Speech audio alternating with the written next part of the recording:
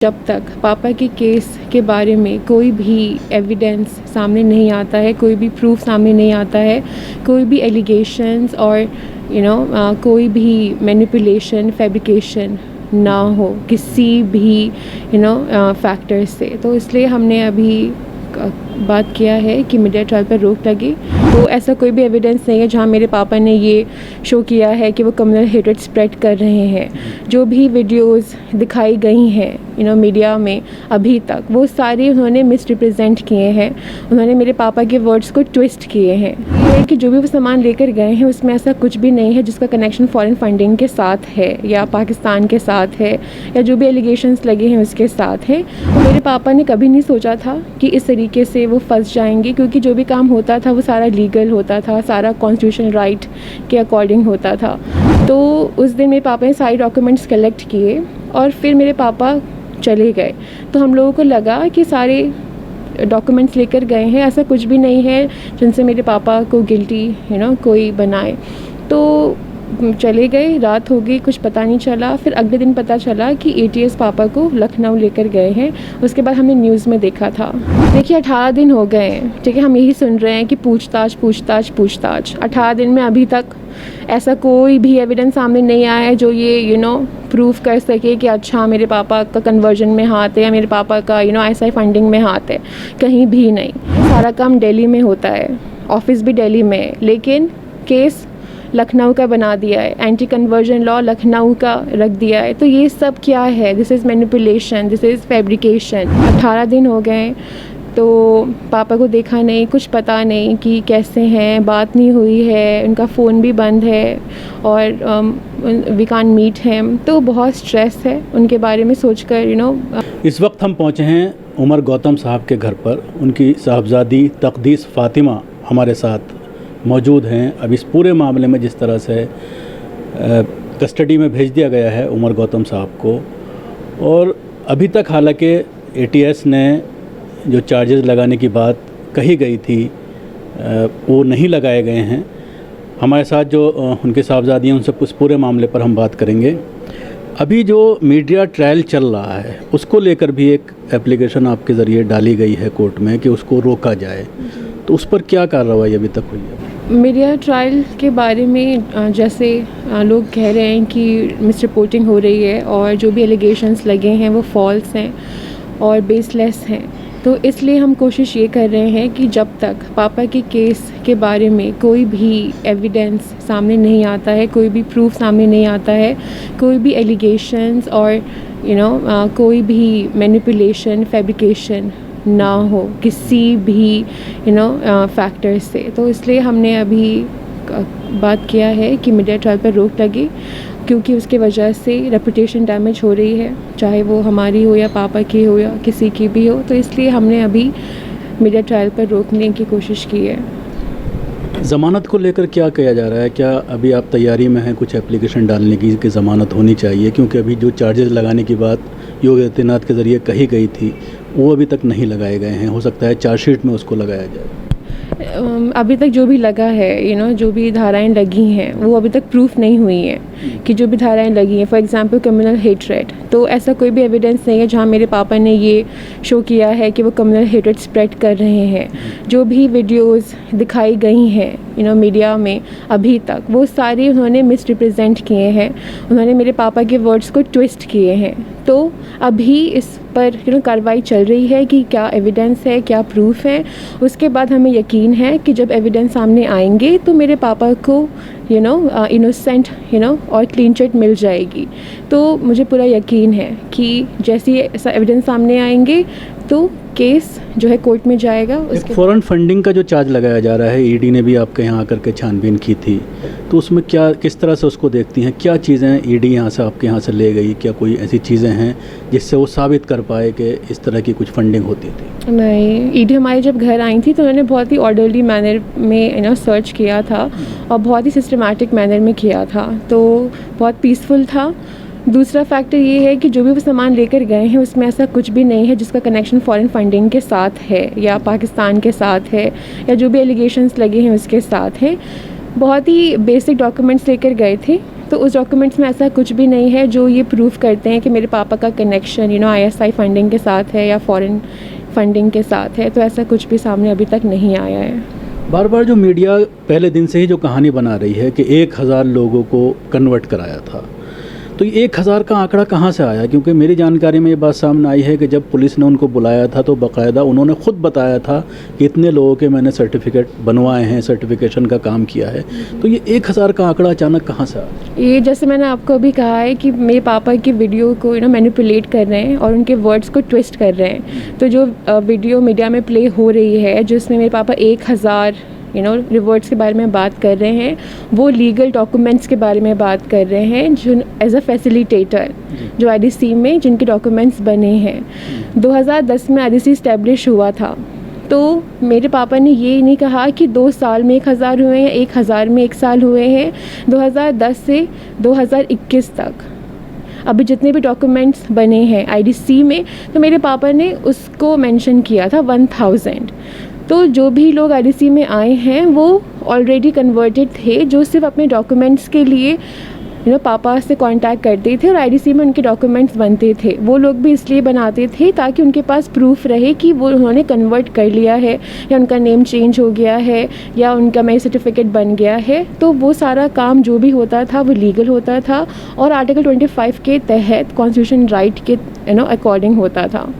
तो जब दासना बुलाया गया था तो उस वक्त क्या क्या चीज़ें लेकर के गए थे?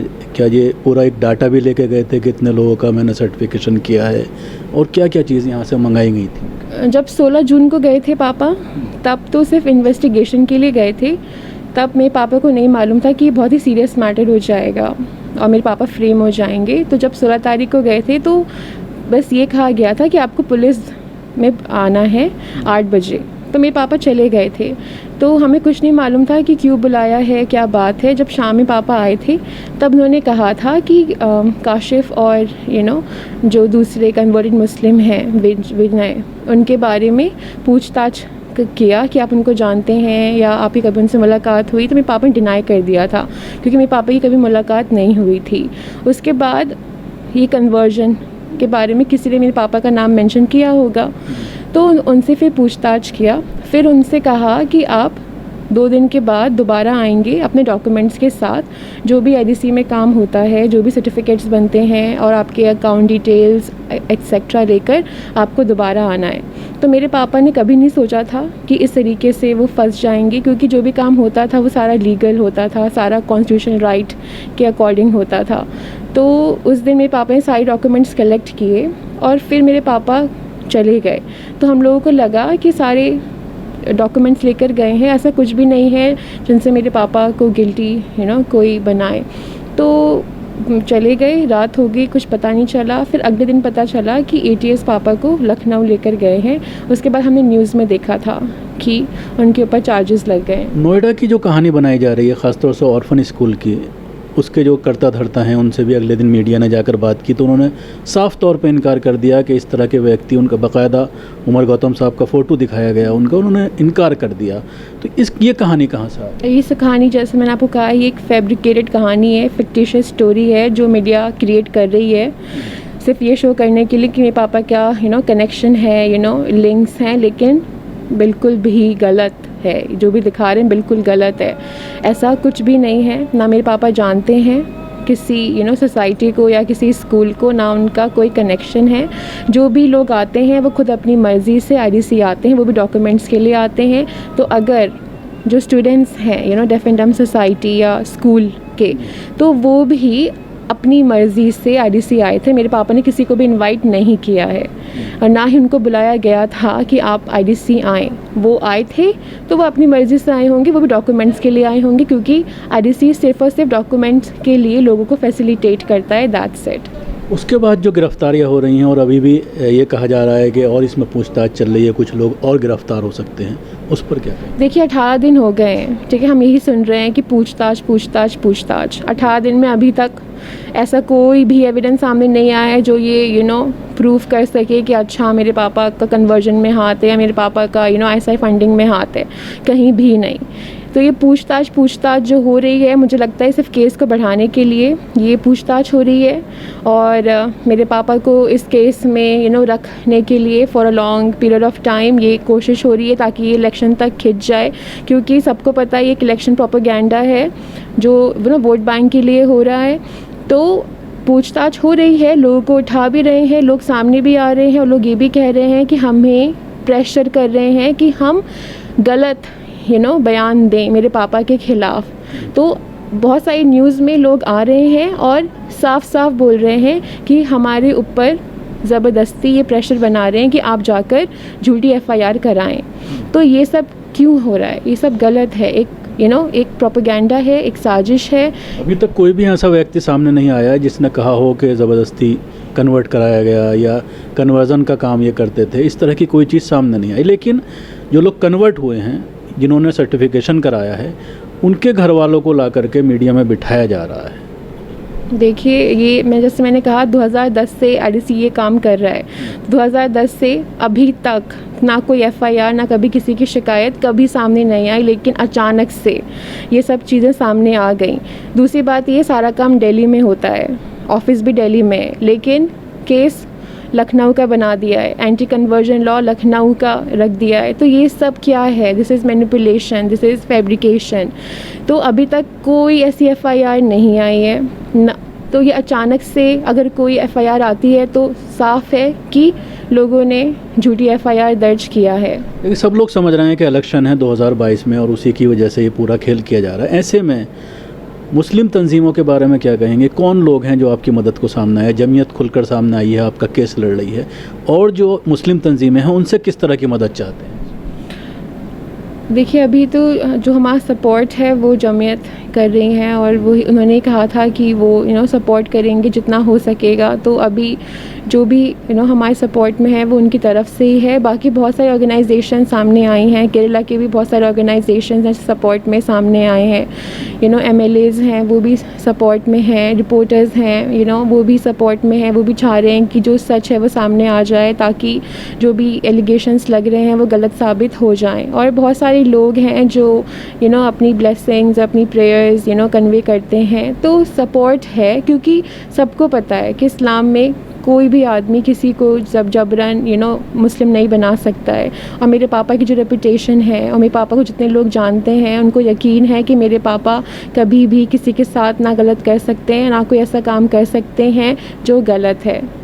तकरीबन 15 से ज़्यादा दिन हो गए हैं, तो किस तरह की पीड़ा से पूरा परिवार गुजर रहा है? हम लोग ऑनेस्टली बहुत शार्टेड हैं और डिप्रेस भी हैं, क्योंकि वी आर मेंटली डिस्टर्ब।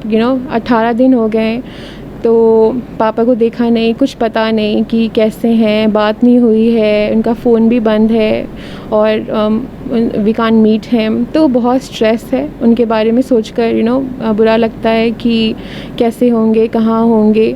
और घर की बात करूँ तो बहुत डिस्टर्ब है। मैं, मम्मी, भाई, we can't focus on studies, we can't focus on job. घर में खाना नहीं बन रहा है। ये लोग हमें खाना भी इसलिए खाते हैं क्योंकि भूख लग रही है तो खाना पड़ेगा। मतलब किसी चीज़ की एक्साइटमेंट नहीं है। रोज़ ये सोचते हैं कि कब पापा को रिलीज़ करेंगे, कब जस्टिस सर्व होगा। और लगता है कि जब पापा आएंगे तब वी कैन बी नॉर्मल और तब सुकून मिलेगा।